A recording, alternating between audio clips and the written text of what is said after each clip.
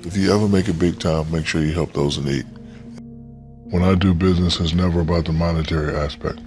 It's about changing people's lives, letting people, understand that, you can still have fun. So that's what I wanted to do. I wanted to be like, hey, whenever I do business, it's not about the money. Muhammad Ali said, you could tell a lot about a man how he treats the janitor. If a man treats a janitor like shit, he's gonna treat everybody like shit. So after that, I was like, you know what, I need to just stay cool, because all this could be taken away, especially if you make crazy decisions. So, my thing is to take care of my family, lead by example for people like us, people who want to follow in our footsteps. Criticism to me is a double-edged sword.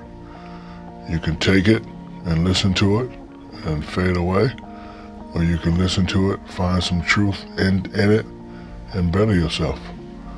I don't let people tell me what I can and can't do. It won't happen. It don't matter what they say. You gotta, whatever you believe, you go for it. And you gotta understand, before you succeed, you must first learn to fail. Like if you fail 1 or 2 times and you stop pursuing your dream, you ain't ready anyway. He told me, he said, you're rich, but I'm wealthy. Because I didn't know the difference. And I said, what's the difference? He said, well, wealthy is when I die, when my kids die, when their kids die, we're still gonna have the same amount. And I thought about that. Then I said, okay, how you do it? And he pulled out a piece of paper. After he said, it ain't about how much you make, it's about how much you keep. How many times we seen cats would get the bag with 100 and then they go blow it the same day, now they gotta get another 100. So he said, if you got $100, you save that. That's 50.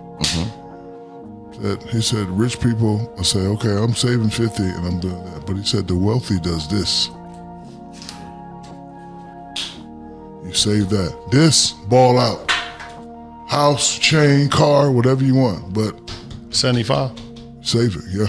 That's what he said.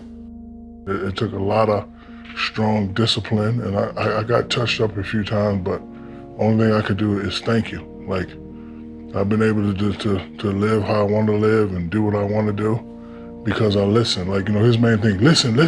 Once I started listening, doors started opening up. My dream in high school was to make $8 million for 10 years. I was able to get $40 million my first contract, but because I listened and because I had that discipline, I ain't played basketball in 15 years, but I live a really, really good life. It's a shame that, 60% of professional athletes, after they're done, they have nothing. So then I said, okay, I don't want to be like the rest of these NBA players. I got to teach myself, because this is something that we don't know. Like, my family work paycheck to paycheck. We never had no money, but I had to get that Benz. I had to get my mom a Benz. Like, I just had to get that first.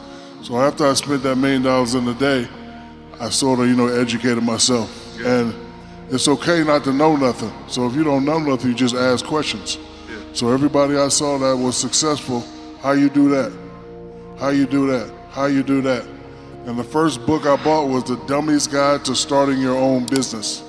Everybody should get that book, because they give you all the answers on how to start a business, how to be successful, what to look for. So after that, I became a little more literate, but I still didn't know a lot. All the stuff I'm doing now, that's the stuff I wanted to do. I wanted to invest, I wanted to buy companies, I wanted to be on boards, I wanted to do certain things because, may not be a husband, but I'm always be a father. And the father's job is to protect, provide, and love. 2 wonderful women that have given me beautiful, gorgeous children. I have to protect, and I have to provide, and I have to love for them forever. That's why I work so hard. I don't work for me. I got it all. I got to work for them. I got to work for my 6 babies. Being a CEO starts up here. Everybody in this room is already a CEO. You don't have to own a business to be a CEO. Being a CEO is a mentality. If you have that mentality, if you have that belief, it will work. Of course, there's going to be some ups and downs. When I first started, sell 10,000 pair, 20,000 pair, 50,000 pair, and then it just kept going. So, I've been doing it since 95, so 95 to now, that's what, 30-something years? 400 million pair. And then I went to China and did the same thing. And Jerry West said, look, I know you like to rap and do movies and all that, but when it's all said and done, if it's done the right way, your name could be up there. So while some people look at it as pressure, I look at it as challenge. And not only do I look at it as challenge, from where I come from, I gotta get it done. And now I got kids and boys too, and for bragging rights, I gotta get it done. Listen to your mother and father. I wasn't the smartest guy in the room, wasn't the brightest guy in the room, but I listened to my mother and father. They believed in my dream, they made me believe in my dream, and I just wanted to fight. I'm a fighter. Like when you tell me I can't do nothing, I'm gonna just go and do it. Nobody could be as famous as Magic and Kareem, you'll never win and all that. And I'm saying, okay, you're a nobody, I'm a somebody, I ain't trying to hear all that. And you just keep fighting. So the first 4 years, me and Kobe, we got swept. We didn't give up, we just kept going. And then we won 3 in a row, I got traded. You all know the story, but again, doesn't matter what anybody tell you, it's what you believe. Because CEO is mental. And when you love something and you respect it, you can always do well at it. So doing well for me is not the same definition as a rapper. Even if I go 10 times platinum, that money ain't doing nothing for me. And then he said, you should develop something called one-hand stress. I only care about what my mama say, what my kids think, if it's gonna mess up the money in the business, what my boys think. That's it, it don't even get to 5. Then I made up a quote for myself. If a nobody can influence a somebody, then the nobody wins. But the question of the day is, who are you? Nobody.